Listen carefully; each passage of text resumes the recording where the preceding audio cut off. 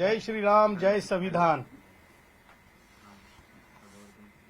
सन्माननीय सर्व पत्रकारांचं ह्या अत्यंत महाराष्ट्रातील शैक्षणिक वेदना निर्माण झालेल्या प्रकरणावर आपण ऐकायला आलात।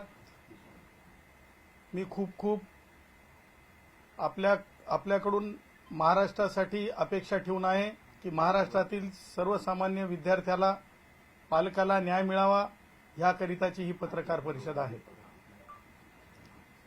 मला आपणाला सुरुवातीला हे सांगायचं आहे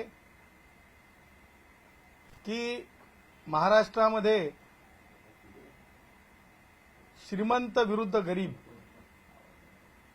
असा एक मागील काही दिवसांमध्ये एप्रिलपासून ते आता जूनपर्यंत एक लढा सुरू झालेला आहे। म्हणजे श्रीमंत विरुद्ध गरीब सांगण्याचं तात्पर्य हे आहे की त्या बाबीला रंग देण्यात आला मराठी विरुद्ध हिंदी असा। सांगायचं तात्पर्य थेट शैक्षणिक नुकसान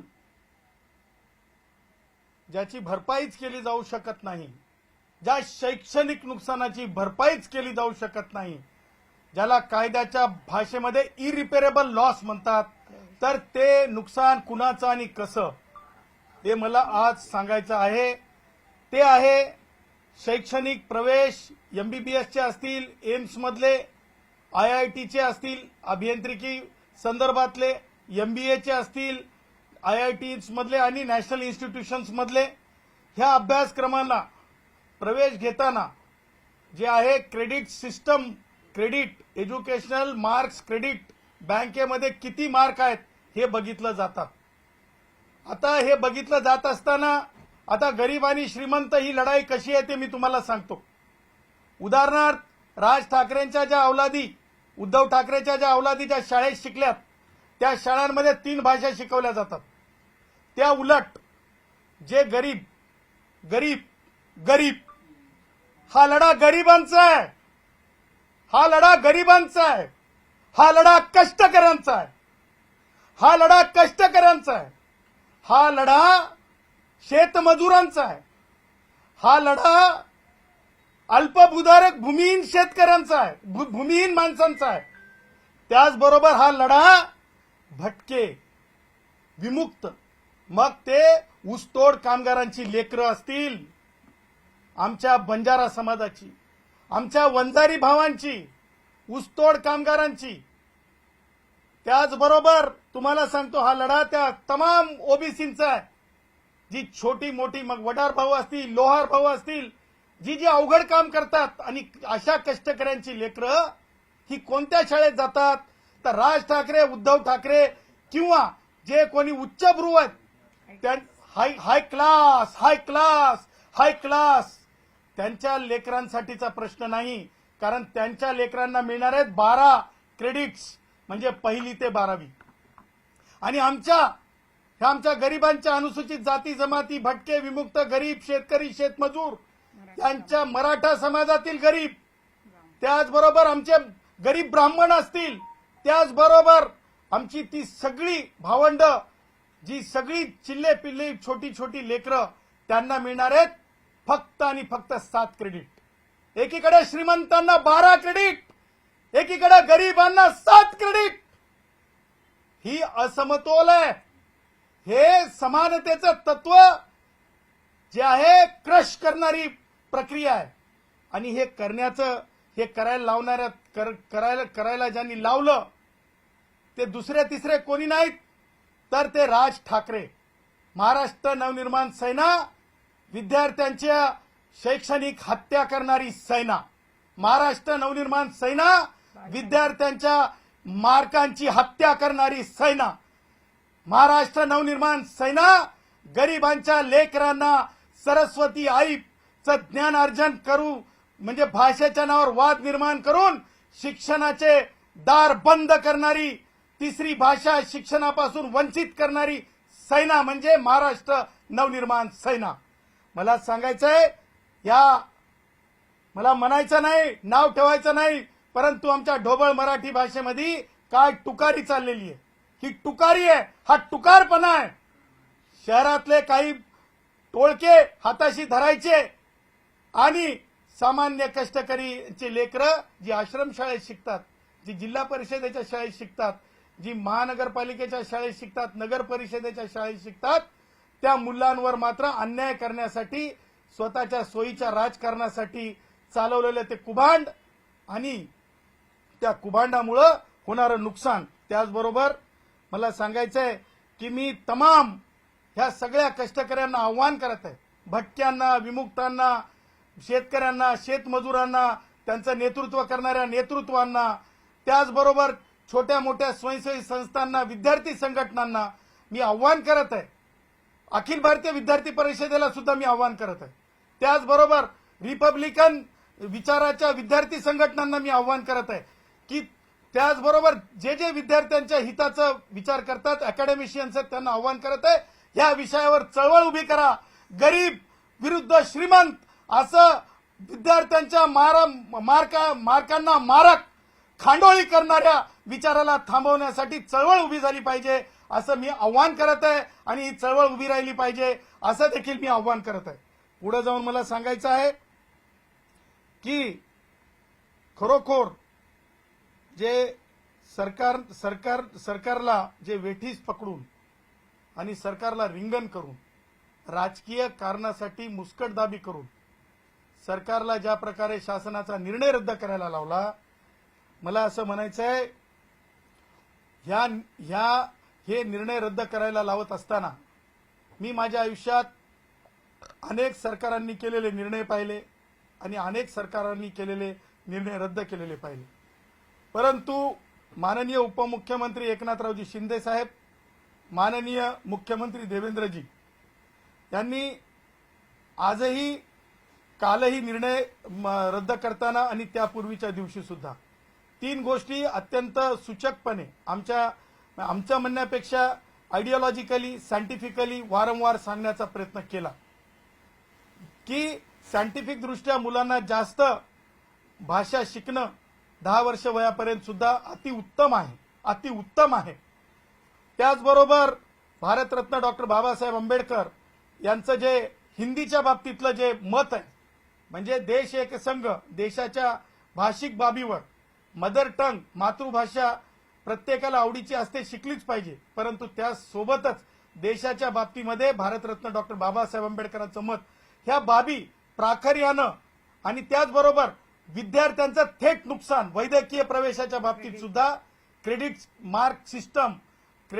मार्क बँक सिस्टम हे सुद्धा सांगण्यात आलं आणि हे सांगून विद्यार्थ्यांचं नुकसान होत आहे हे जाणीव त्यांना आहे, उपमुख्यमंत्र्यांना, मुख्यमंत्र्यांना. परंतु ज्या प्रकारे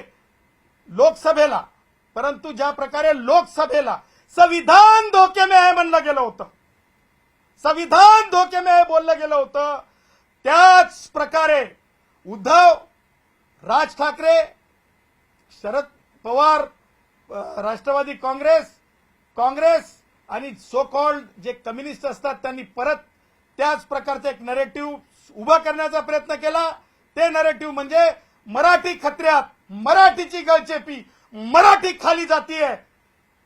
हे सगळं काही खोटारडपणाचं बोलणं, एक जसं संविधान खतरे में तसं भाषा खतरे में आहे, मदर टंग खतरे में आहे, हे दाखवण्याचा, दर्शवण्याचा प्रयत्न केला.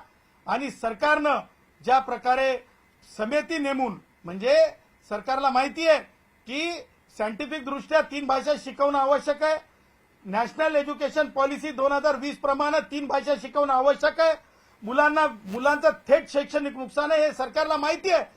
परंतु ज्या प्रकारे महाराष्ट्रात जे एक वातावरण निर्माण करण्याचा प्रयत्न होत आहे, गढूळ शैक्षणिक वातावरण गढूळ करण्याचा प्रयत्न होत आहे, ते वातावरण गढूळ होऊ नये, लॉ अँड ऑर्डर प्रॉब्लेम होऊ नये म्हणून सरकारने, मला असं वाटतंय की स्पष्टपणे सांगितलं की शासन निर्णय रद्द करतो आहोत.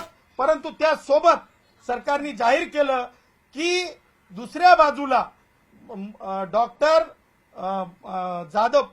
प्राध्यापक डॉक्टर जाधव यांची समिती निर्माण करण्यात आली आणि ती समिती रिपोर्ट देईल. आमची सरकारला म्हणणं आहे, सरकारला आमची विनंती आहे की त्या समितीला टाइम बाउंड करा आणि सरकारने टाइम बाउंड रिपोर्ट तातडीने घेतला पाहिजे. आणि तिसरी भाषा म्हणजे आमचे 7 क्रेडिट. अरे आमच्या कष्टकऱ्यांच्या, आमच्या लेकरांच्या, आमच्या लेकरा बाळांच्या शिक्षणावर जे राज ठाकरे उठलाय, आमच्या लेकरा बाळाच्या, आमच्या कष्टकऱ्यांच्या लेकरांच्या वाटोळं करायला जे उद्धव निघालाय. आधी एसटीतले 124 कष्टकऱ्यांचे मरण मरत होते, जाणीव नव्हती. आणि स्वतः 3 भाषेचा ठराव करणारा हा उद्धव ज्या प्रकारे आता आमच्या लेकरांची शैक्षणिक कत्तल करायला निघालाय, खांडोळी करायला निघालाय, त्यांना पालक सोडणार नाहीत, त्यांना माफी होणार नाही. आणि म्हणून माझं असं म्हणणं आहे की तुम्ही तुमची तुकारं माझ्या क्रिस्टल समोर येऊन काल ओरडून गेली, अरे उभा धिंगाणा करून गेली. ही काल घडली, परंतु तुम्हाला महाराष्ट्रातल्या वाडी तांड्यापासून, धनगर वाड्यापासून, बौद्ध वस्त्यांपासून, कष्टकऱ्यांच्या मराठा गरिबांच्या वस्त्यांपर्यंत, भिक्षुकी मागणाऱ्या कुडमुडी जोशी ब्राह्मणांपर्यंत सगळेजण तुम्हाला गच्चांडीला धरून आपल्या लेकरांचा हिशोब विचारतील. त्याचं कारण आहे, कारण ज्यावेळेस लेकरावर येतंय तर जनता पेटून उठत असते. ज्यावेळेस आपल्या लेकरा बाळांचं नुकसान होतंय तर आई वडिलांना अश्रू येत असतात, पोट कापून लेकराला शिकवत असतात. याची जाणीव उद्धव ठाकरे आणि राज ठाकरेला येईल, याच्यात मला बिलकुल शंका नाही. आता मला एका पुढच्या मुद्द्याला जायचंय. तो महत्वाचा मुद्दा म्हणजे विद्यार्थ्यांचं जसं एमबीबीएस, जसं प्रोफेशनल एज्युकेशनचं नुकसान होत आहे, क्रेडिटचं नुकसान होत आहे. आणि अशा परिस्थितीमध्ये आनंद उत्सव करायला निघाले. काय आनंद उत्सव करायला निघालेत. मला त्यांना सांगायचंय, महाराष्ट्राच्या वतीनं सांगायचंय, हा तुमचा आनंद उत्सव नाही, सरस्वती आईच्या विचारांची खांडोळी. त्याचबरोबर लेकरांची, गरिबांच्या, कष्टकऱ्यांच्या लेकरांच्या 5 वर्गातल्या क्रेडिटची खाटकासारखी खांडोळी करून तुम्ही ती शैक्षणिक हत्या करून तांडव करायला निघालात. त्या बाबीचा आम्ही गंभीरपणे निषेध करतो. त्या पुढे जाऊन मला सांगायचंय, जो निर्णय सरकारने, जे शासन 2 निर्णय रद्द केलेत 3 भाषांच्या बाबतीत, मला समजतीये की काय अवस्था आहे. कारण नुकसान आहे हे सरकारला माहिती आहे, नुकसान होत आहे हे सरकारला माहिती आहे. एका सामान्य जिल्हा परिषदल्या शाळेतल्या मुलाचं नुकसान होईल हे सुद्धा सरकारला इरिपेरेबल लॉस आहे. त्याच प्रकारे आश्रमशाळेतल्या लेकराचं नुकसान इरिपेरेबल लॉस आहे. तरी सुद्धा निर्णय रद्द झाले. त्या रद्द झालेल्या निर्णयाच्या बाबतीमध्ये येणाऱ्या 5 तारखेला सर्वच जे भटके, विमुक्त, गरीब, शेतकरी, शेतमजूर, भूमिहीन अशा सगळ्यांशी चर्चा करून येणाऱ्या 5 तारखेला आम्ही निर्णय जाहीर करणार आहोत की कायदेशीर लढाई कशी लढली जाईल. आणि ज्यांनी लेकरांचं नुकसान करण्याचं ठाणून मांडलंय, टन टन टन टन टोल टोल टोल टोल, टन टन टन टन टोल टोल टोल टोल. अरे तुम्ही तर नुसतं ओरडून गेलात. तुम्हाला सांगतो, तुमच्या गच्चांड्या धरल्याशिवाय पालक राहणार नाहीत. आणि कायदेशीर आणि रस्त्यावरली लढाई उद्याच्या येणाऱ्या 5 तारखेला आम्ही जाहीर करू.